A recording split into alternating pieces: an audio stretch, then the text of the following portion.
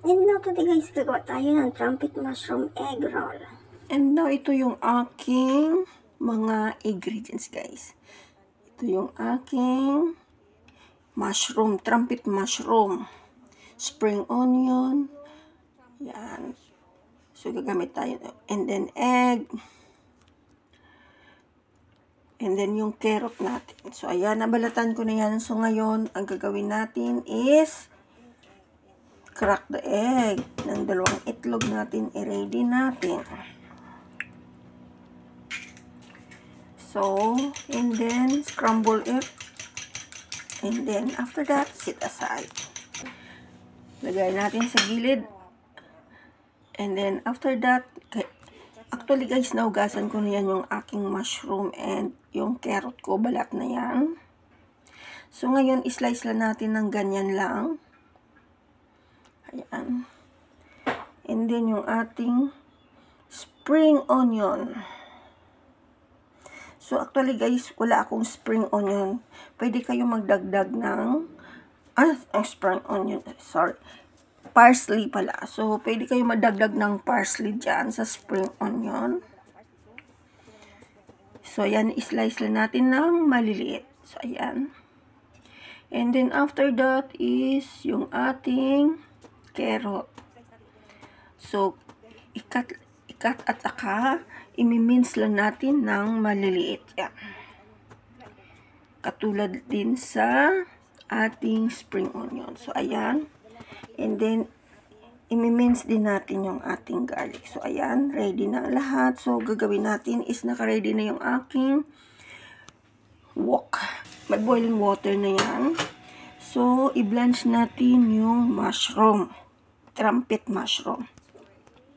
So, ayan, pag-blanch niya, i-drain lang siya natin. Pag kumulo na yung water, pwede nyo siyang i-drain.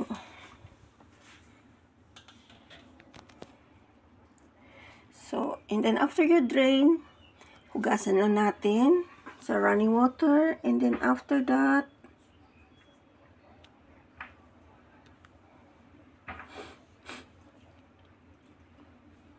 i-cut lang siya natin ng into small. Pwede nyo din siyang i-blend, food processor ba yung maliliit na grinder dito katulad sa akin. Yung meat grinder yan, pwede nyo yan gawin. So, yan, ganyan, maliliit siya. So, imimin siya natin hanggang magiging maliliit-liit. And then, after that, ready na siya. So, ang gagawin natin is igisa muna natin siya. So, ayan, naka-ready na yung aking kawali. So, lagay lang tayo ng oil.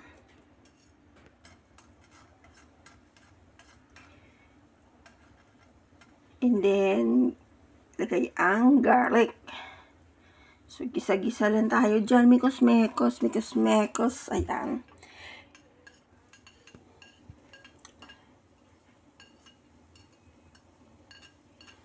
And then, lagay natin yung ating carrot. Ayan. Actually, guys, madalian lang yan. Para lang, ano lang natin, magisa-gisa ng kaunti para dagdag lasa.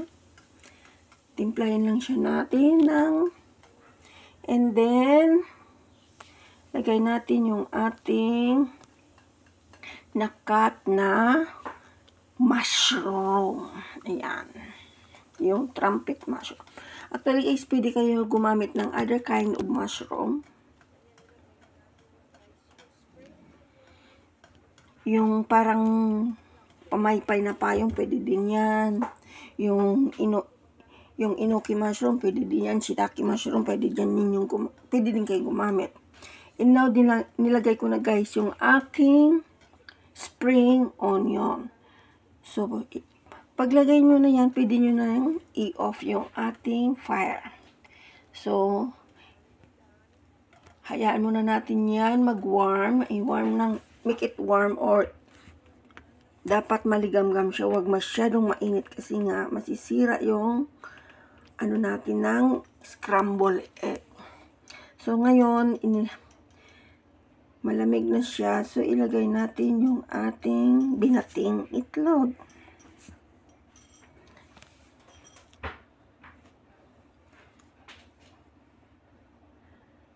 So, ayan, i-mix lang natin siya ng mabuti para maghalo-halo dyan.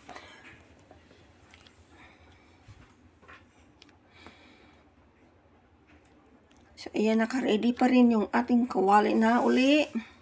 Lagay lang tayo ng konting oil.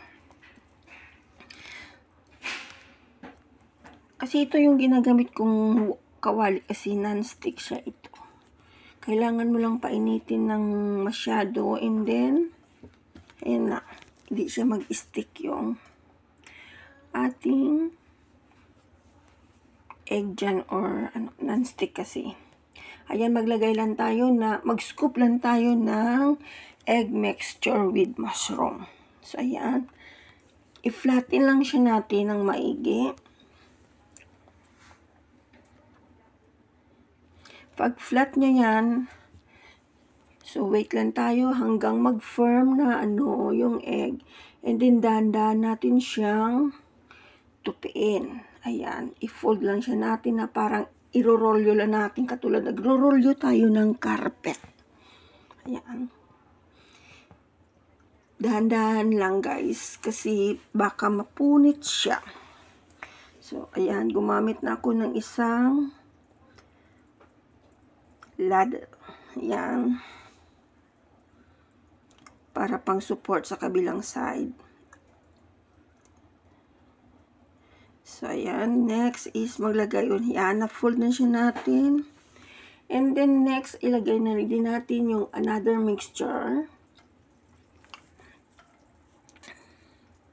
Yan. I-flatten lang siya natin din.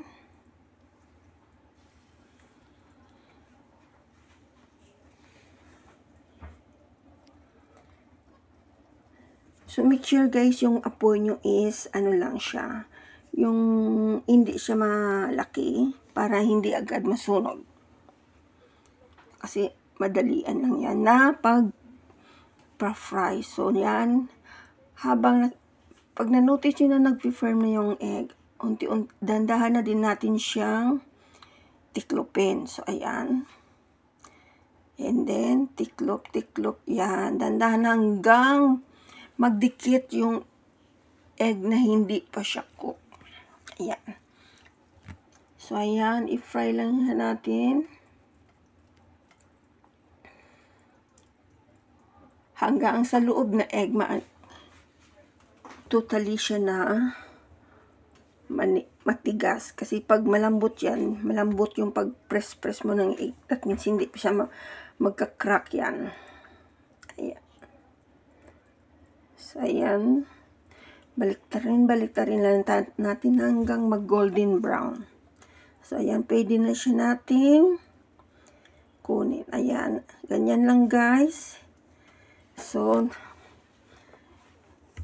ulitin natin uli. Maglagay tayo ng mixture. Egg mixture with mushroom. So, i-flatten lang din natin uli. Katulad ng unang procedure na ginawa ko. So, ayan.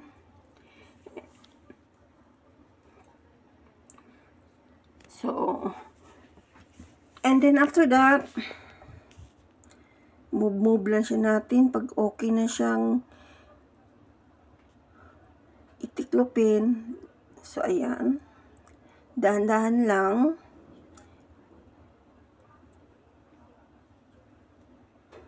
Ayan.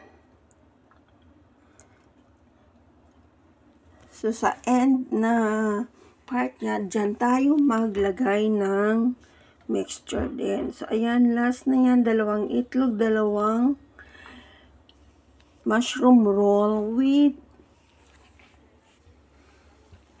egg, tawag yun, yung egg roll with mushroom. So, ayan. Trumpet mushroom roll.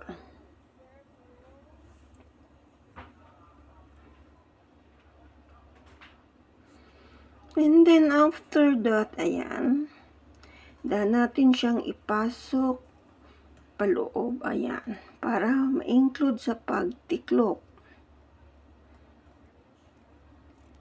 Ayan, tandaan lang kasi nga magka-crack, masira yung ating egg carpet.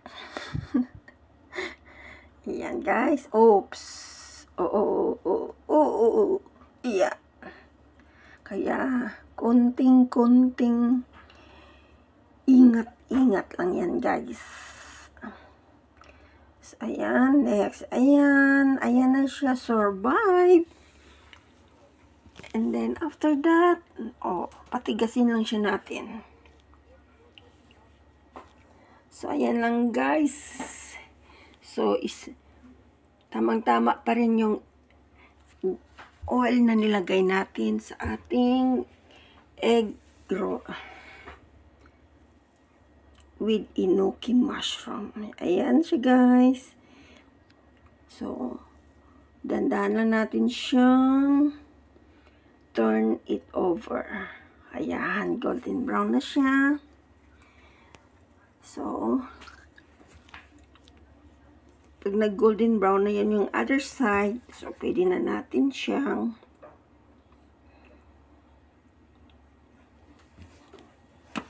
set aside. So, ilagay na natin sa ating plate.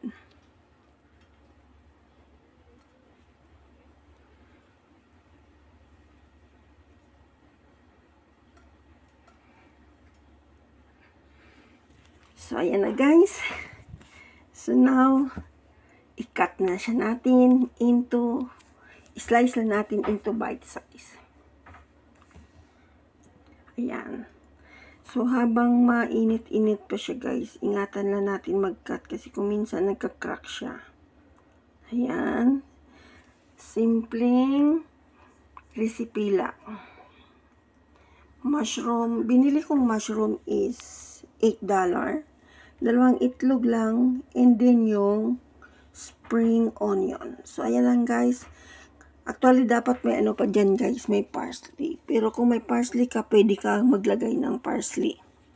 So, ayan lang guys. Thank you for watching and see you for my next video. Babush!